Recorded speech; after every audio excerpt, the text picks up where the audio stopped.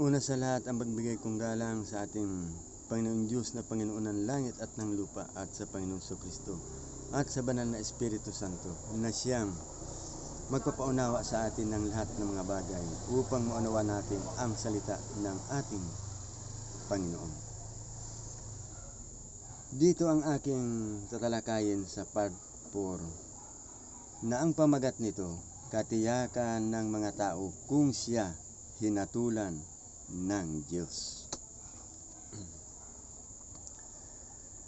Dito malalaman natin kung tayo'y nahatulan o hindi tayo nahatulan ng Diyos. Sa Juan 3:18, ang sabi dito, ang sumasampalataya sa Kaniya ay hindi hinahatulan. Ang hindi sumasampalataya ay nahatulan na. Sapagkat hindi siya sumampalataya sa pangalan ng bugtong na anak ng Diyos. Maliwanag ang sinasabi, ang hindi sumasampalataya, nahatulan na.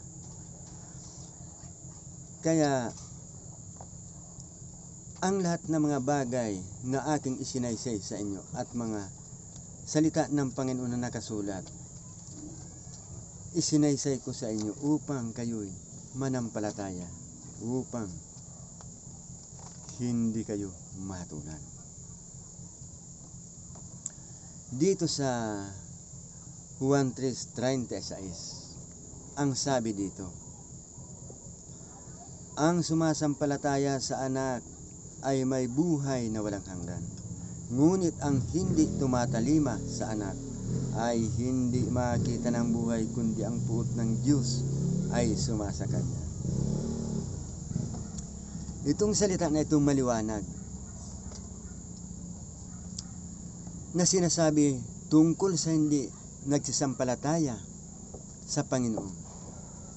Ang sabi niya ay hindi siya makita ng buhay, kundi ang puot ng Diyos ay sumasa kanya.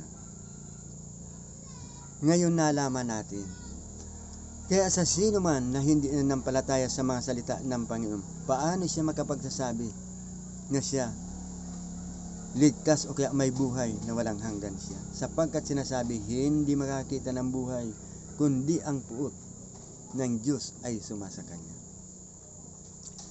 Kaya ngayon, nasigurado na natin sa bawat isa kung ang tao nahatulan siya ng Diyos o hindi. At dito naman sa inaasahan ng tao sa pagkabuhay na mag-uli, Juan 11:25, sinabi sa kanya ni Jesus, ako ang pagkabuhay na mag-uli at ang kabuhayan. Ang sumasampalataya sa akin, bagamat siya'y mamatay, gayon may mabubuhay siya. Maliwanag, ang bubuhayin yung nananampalataya sa Kanya. Kaya sinabi niya, bagamat siya'y mamatay, gayon may mabubuhay siya. Doon sa hindi sumasampalataya, may pag-asa pa kayang nabuhayin? Tama. Kaya ito, nalaman natin ang katiyakan natin sa ating buhay. Kung ang taong magsasabi, magkakaroon ako ng buhay na walang hanggan kapag ako namatay, pag binuhay ako sa buhay na walang hanggan, paano ka nga bubuhayin na samantalang sinasabi niya dito sa 36, ang sumasampalataya sa anak ay may buhay na walang hanggan, ngunit ang hindi tumatalima sa anak ay hindi makakita ng buhay, kundi ang puot ng Diyos ay sumasa kanya. Alin dito sa mga salita niya ang inyong tinalima?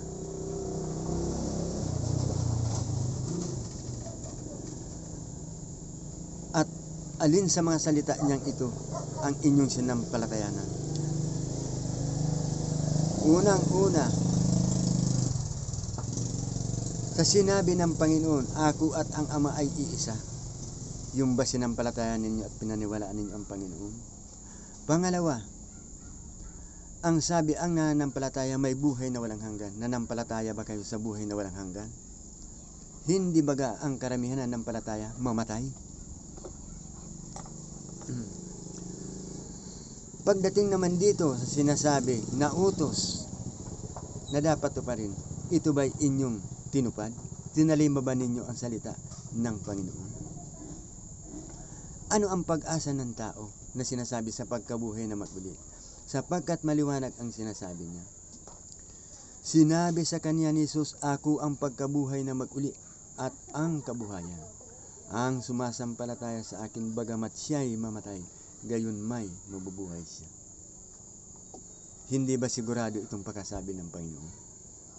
Kaya ngayon, nalaman na ninyo ang kasiguraduhan. Ngunit sa ganito, na mga sinalita ng Panginoon, mayroon pa rin tayong pag-asa. May bukas na isang pintuan na pag-asa natin. Ang sa Mateo, ang gawin alagad ang lahat ng mga bansa. Sapagkat sinasabi niya sa Marcos 16:16, ang nanampalataya at mabautismuhan ay maliligtas. Datapwat ang hindi sumasampalataya ay parurusahan.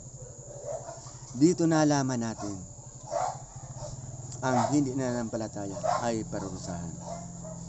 Ngayon nalaman na ninyo kung kayo nanampalataya o hindi.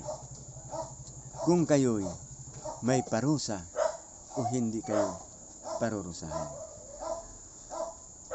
Ito lang ang masasaysay ko sa inyo upang maunawaan natin ang ating kalagayan. Sapagkat hanggang ngayon, baka umaasa tayo na may buhay na walang hanggan tayo, na bagamat tayo mamatay, sa pagkabuhay na maguli, bubuhayin tayo. Umaasa tayo sa wala tayong inaasahan.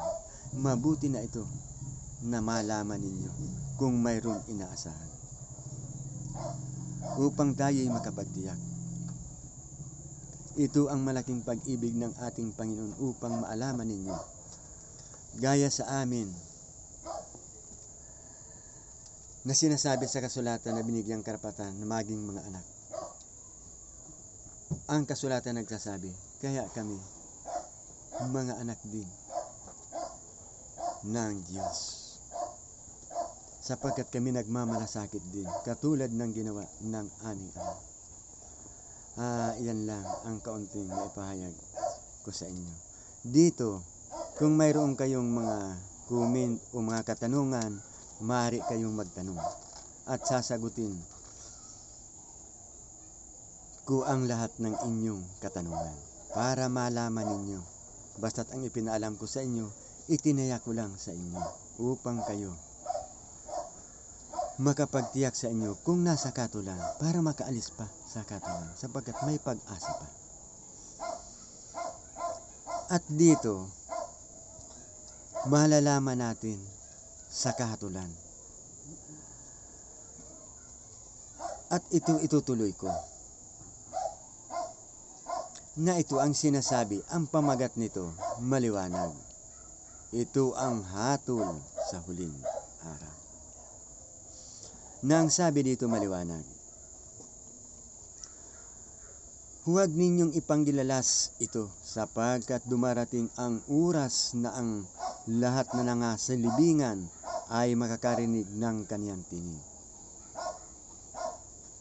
Dito sa 29, at magsisilabas ang mga nagsisigawa ng mabuti ay sa pagkabuhay na maguli sa buhay. At ang mga nagsisigawa ng masama ay sa pagkabuhay na maguli sa paghatol. Alin dito ang sinasabi, nagsisigawa ng masama? Kagaya ng sinasabi ng Panginoon. Dito sa Juan 11, Juan 3:36. Ang sumasampalataya sa anak ay may buhay na walang hanggan. Ngunit ang hindi tumatalima sa anak ay hindi makakita ng buhay, kundi ang puot ng Diyos ay sumasa kanya. Ito bang hindi binigyan ng buhay na walang hanggan ng Panginoon, kundi ang ibinigay niya puot? Hindi baga ito ang gumagawa ng masama? Sapagkat kung gumawa siya ng mabuti, buhay na walang hanggan, bakit puot ng Diyos ang kanyang makikita? Ibig sabihin gumawa ng masama. Alin ang gumawa ng masama? Ang hindi sumampalataya at hindi tumalima sa anak. Ngayon mga kapatid, may pag-asa pa tayo. May bukas na pintuan. Sinasabi niya, sa mabautismuhan ay maliligtas. Kung gusto niyong malaman, nasa Marcos 16 ang salita na yan. Yan, ipinahayag ko lang yan sa inyo para malaman ninyo, naasahan ninyo na sa huling araw bubuhayin kayo sa pagkabuhay na maguli sa buhay. Mabuti na mga kapatid na malaman ninyo ang bubuhayin lang ang nagsisigawa ng mabuti. Para naman tayo makapagpili at umasa sa tiyak natin na mayroon tayong inaasahan. Mahirap na mga kapatid ang umaasa tayo sa wala naman tayong inaasahan at hindi natin nalalaman ang ating inaasahan kung kahatulan na pala yun. Kaya dito, ito ang tanging pag-ibig namin sa inyo upang ipaalam ang buong katotohanan. At diyan may pipili na ninyo kung saan kayo nakalagay. Ayan lang, salamat sa ating Panginoong Diyos at sa banal na Espiritu Santo na siyang nangunguna sa atin upang maunawaan natin ang kanyang mga salita. Thank you. Salamat.